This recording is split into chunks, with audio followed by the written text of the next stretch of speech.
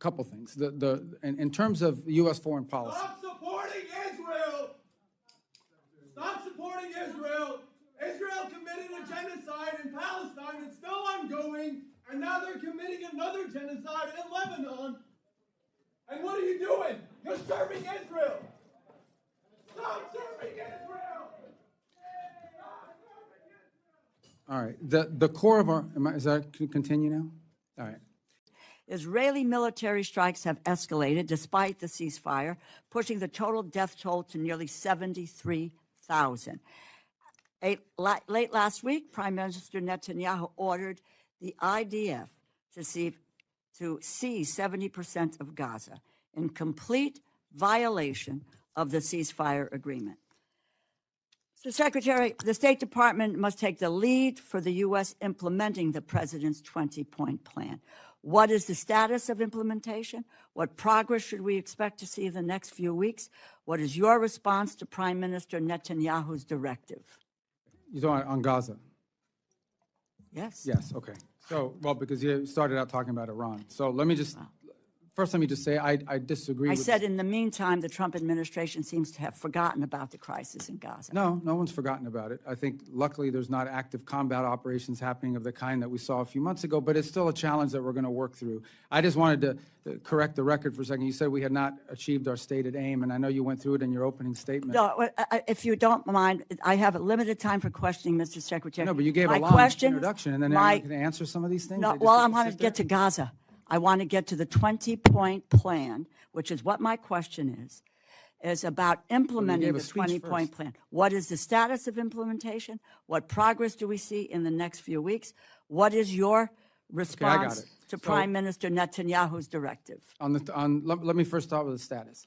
We are now at a phase where we should be having or want to have an international stabilization force that goes in and provides the security. This requires the demilitarization of Hamas, which right now they have not been willing to meet the conditions necessary. By the way, it's not just the United States that's complaining about it. Many of our partners in the region are pressuring Hamas to enter the demilitarization phase. So there will be no progress with the 20-point plan unless there is a demilitarized Hamas. Well, there are other elements of the 20-point plan that are ongoing. As an example, the plan for reconstruction and economic development and the donors that are coming forward to fund it, that continues to move forward and develop. It's just you can't implement it. No one's going to invest money in Hamas, in Gaza, until Hamas is demilitarized, because they know there's going to be another war. These 20 points were to be moving, I would think, and moving along with various phases of implementation as we go along here.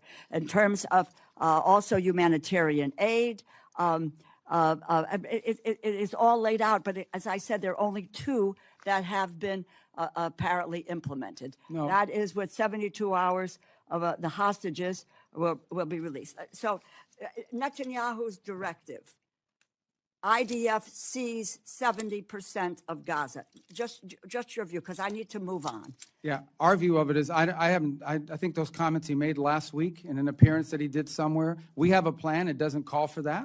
And at the end of the day, we understand that what we want, and I think what the Israelis would ultimately want, is a Gaza that is governed by a non-Hamas. So you have no opinion on the IDF seizing 70%? Well, he made that statement, but that's not part of this plan. This plan doesn't call for that. What this plan calls for, and it's what we're committed to carrying out, is that but there has been no implementation of the plan. Well, that the people of Gaza are governed by a technocratic Palestinian government, a Palestinian. Please, Mr. Secretary. No, but you're asking me questions. You're not letting me answer. Yes, you are answering them. No, you're not answering them because you don't have answers. But you don't let me finish. At the same time, the Israeli government has ramped up its pursuit of a de facto annexation of the West Bank. Oslo Accords have been torn up. Demolition orders for Palestinian villages are on the rise. Incidents of settler violence have surged with no accountability, and the construction of settlements and outposts continues at a rapid speed.